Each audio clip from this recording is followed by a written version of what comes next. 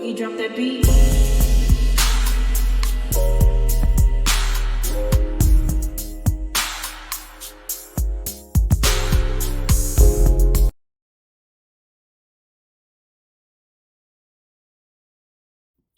Hi everyone, welcome to my channel, Talking Out Loud with Miss Talkative. Everything I say is my own opinion, alleged, and strictly entertainment purposes. Remember, I'm just talking out loud. Please like, share, subscribe. Comment on the video, let me know what you think. Now, I know everybody has seen the conversation between Lateshia Pearson from Bell Collective and Latisha Scott from Love and Marital Huntsville. And if I had to rate it, I would give it a 6. And the reason why I would give it a 6 is because Lateshia Pearson from Bell Collective, when I tell you, she was so real on this interview, and she seemed to me to be the same person on screen as she was in this conversation. She didn't shy away from any questions, and it seems like her responses were real. They weren't made up, they weren't fake or anything like that. So I would overall give it a 6 because Latisha Scott from Love and Marital Huntsville, when I tell you she got on my doggone nerves in this conversation, she got on my last nerve. She needs to, in my opinion, she needs to go back and review her prior interviews, her prior conversations, review episodes of Love and Marital Huntsville, because Latisha is all over the place. And it's like you don't know what you're going to get with her. 1 minute, she's trying to tell you that she's a stay-at-home mom. Her husband is the big boss, the big baller and everything that's running everything. But then she tells you that, oh, she been running companies. She's running property management, and she's the one that brought Scope out of the red zone, made it into be the multi-million-dollar company that it is today. Well, now on this interview, Latisha is talking about her home is her priority, making sure her husband is okay, making sure the kids are okay, and she revolved her schedule around her kids, and she would rather be that stay-at-home mom. And most people can't, most people can't relate to that because they don't have that option. And she's glad that she have options, and she's glad that she have a partner that allows her to make the decision for herself if she want to get out on the workforce or if she want to stay at home. And I'm like, Latisha, we seen you begging this man to work, and he said no. She stated that when she wanted to go back to school, that he was okay with it. He, kept the kids and stuff like that because they're a team. I'm like, Latisha, I thought Marcel said those are your kids. He helped you create them, but those are your kids. We ain't never seen Marcel be a hands-on dad to that point where they are sharing responsibilities. I'm like, this girl is delusional. I remember when they were on, what is that, the Shea Ministry, and Latisha came on there like she was, this boss of a wife. She was like, I have to get up at 4:30 in the morning because I'm booked, I'm busy, and I'm so booked and busy, I have to have a bedroom calendar for my husband. And I'm like, so, Latisha, that wasn't that long ago. That was, some months ago. But now she's making it seem like she is just a stay-at-home mom. And I know that we've seen an episode, was it an episode before this episode, it was like either an episode ago or 2 episodes ago, where Latisha did tell Kimmy that she was thinking about speaking to Marceau about going back into the house and just be a stay-at-home mama, because everything was getting to be too much. And which in my mind, she's never been allowed to actually been outside the house, but she was fronting for the cameras. Because Marceau said it all along, we're not a power couple. We're never going to be a power couple. You play your role and I'm going to play mine, which means that your name is just on the contracts or on the business, because I need you, because I need to be labeled as that minority woman-owned, black woman-owned business. But you ain't got no say-so in this. This is all mine. And I just need you to sign these papers when I need you to. So, but other than that, I need you to shut up and stay at home, take care of them kids, take care of the home, and I'll be there when I get there. Now, one time Tisha or Marceau gave me the impression that they were equal partners, that they were a team, whether it was her making sure the house was secure and him making the money and getting all the business, handling the businesses and everything. Not one time was that ever, I never got that impression that they were a team. She also touched on Kiki, saying that they are family and she loved her family so much. That's why she haven't said anything. That's why she let it basically fall by the wayside, because she can really do some damage and shut Kiki down. But because they are first cousins and she don't want to hurt her other family, that she just chose to be the bigger person, not address it and stuff. And I'm like, no, she don't say anything because she knows that Kiki hold a lot of secrets and stuff about her and Marceau, which I don't think I really don't think Kiki would spill all their beans like that, would go that deep with telling their life or whatever, because like Kiki said, she have enough demons and skeletons in her own closet that she could be speaking about. So I think Tisha didn't say it. They said enough when they were at the barbecue. They said enough to last a lifetime of the show. Because when they accused this lady of still being on drugs and being addicted to pain pills and stuff, that was enough for a lifetime of a show. So Tisha talking about she not saying anything, yeah, she already didn't say stuff that would, if I was her dad, if I was her mom, yeah, it would have been World War III popping in our family.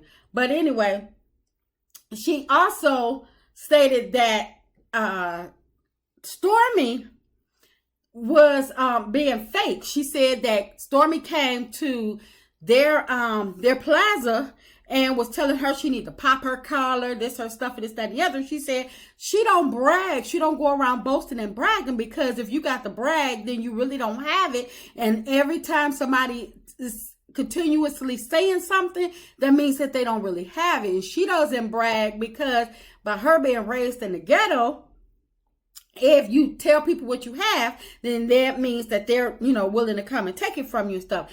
But my thing is, they've done nothing but brag. She's bragged about, her and Marceau have bragged about being millionaires for how many seasons? And we ain't seen Jack nothing of being a millionaire. So if she's trying to shut the people down by saying, yeah, I'm a millionaire, but I don't show y'all that I'm a millionaire because I don't want the people that I know to come and take my stuff. But if you already saying you're a millionaire on TV, you boasting and bragging about being a millionaire, then ain't that bragging? So that tells people that you do have it. Because in all, what do millionaires do? They buy cars, they buy houses, and they live well. So if you boasting and bragging about being a millionaire, whatever else you get, it's a misdemeanor. Because because if the people are coming for you, the people are going to come for you. And because just for the simple fact of you being a millionaire. They ain't got to see it just because you boasting and bragging about it, about being a millionaire. It's going to make them, if they wanted to come and get you, they would have came and got you. But so that part right there, it didn't register with me well. And she said that Stormy is being fake because her and Stormy had talked about Stormy calling Marceau the B word on several occasions. She said one of them was edited, but she told Stormy, don't do that. That's not a good look. And she didn't appreciate it and stuff like that. So now that Stormy continues to do it, basically she's good. She told Stormy she don't have to be fake. If her fans will come, she don't have to basically front for the cameras because her little fans and stuff is going to come. And I'm like, really? Okay. But my thing is, you allow this woman, I don't care, every time, I mean, because you saying that y'all talked and it wasn't filmed, but my thing is, every time Stormy called him a B, you should have been right on her behind each and every time. Don't tell me something about you checked her, but it didn't get filmed and this, that, and the third, it was editing. No, because you had ample opportunity. Them cameras were still rolling when they were at Baby's Ace baby reveal, when they were in the Expo business meeting, and Stormy was there with Courtney calling him bees. Tisha had ample time, several opportunities to check Stormy, step to her and let her know, I'm tired of the bull mess, but and shut her down. But she didn't do that because, in my opinion, she was scared to. She also stated that she would never in life disrespect her husband or her mother, despite what anybody else think or say or whatever. And I think Tisha got it all wrong. Nobody is asking her to disrespect her mom or her husband, but people are wondering, why don't she allow her husband to continuously disrespect her? And even Latisha was saying it in, Lateshia Pearson from Bell Collective was saying it in a nice way. She was like, you on a major platform. She was like, she was like, I found my voice. I found myself on the show. The show is doing wonders for me, because she used to always let Glenn lead. And even I guess the producers knew about it. That so she can come out of her shell. In her confessional, they had to have Glenn leave so she can speak freely, speak her mind, and come within her own. So she had to, and she stated that she is evolving from this show, from this platform, and she encouraged Latisha to do the same. And she was telling Latisha that no matter when Latisha was saying, well, I'm not going to disrespect my husband, I'm not going to disrespect my mom, Latisha was trying to encourage her by saying that in the beginning, she was like her. But because she found her voice and so now she puts her first, and she's making a name for herself, trying to make a legacy for her son, that she is, she's pushing back with Glenn. She's not letting Glenn just run over her, basically, in so many words. She is checking Glenn on the spot. And so I'm not saying that she was trying to tell Tisha that's what she needed to do. But when Tisha was saying that I'm never going to disrespect my husband, that's all fine and dandy. But what about allowing your husband to disrespect you time and time again, over and over and over? It just didn't make no sense. And by all means, I don't believe in anybody disrespecting their mom. Now, at the same time, I feel as though that she, as a grown woman, can let her mom know in a nice, subtle way. And I know we're talking about Wanda, but she can let her mom know, Mom, you're ruining my brand. I'm trying to do something. I mean, I'm trying to move in different ways. And because you're popping off online, you're trying to attack every last one of my castmates every time we film. I need you to step back. I need you to let me handle this. And Tisha, if Tisha had a backbone, but I believe that Tisha is actually running to her mom, and she looked to her mom to be her mouthpiece, even though her mom is not back on the show. And Tisha, she get a kick out of it because that way Tisha gets to be the play victim on TV, and she speak her words through her mom. I know ventriloquist or whatever, but I believe that Tisha, she's not going to check her mom because she's putting the battery in her mom back. And nothing you could say to me to tell me different. I really do believe that wholeheartedly. And another thing Tisha said that really pissed me off is when Tisha stated that she's never heard of any infidelity with Marceau before the show started. She's never dealt with it. People can't make her say something that's not true. And they haven't found anything this far, so she wish they stop it. And she don't know why the ladies on the show keep on bringing it up. They've tried to pay people. They've tried to, bring other people on the show to prove it. And nothing has been found to date. And she stated that the ladies on the show act like they want Marceau or something. And she wished they would stop. She just never dealt with anything. And I'm like, well, Tisha, if that's the case, then what about Bootygate?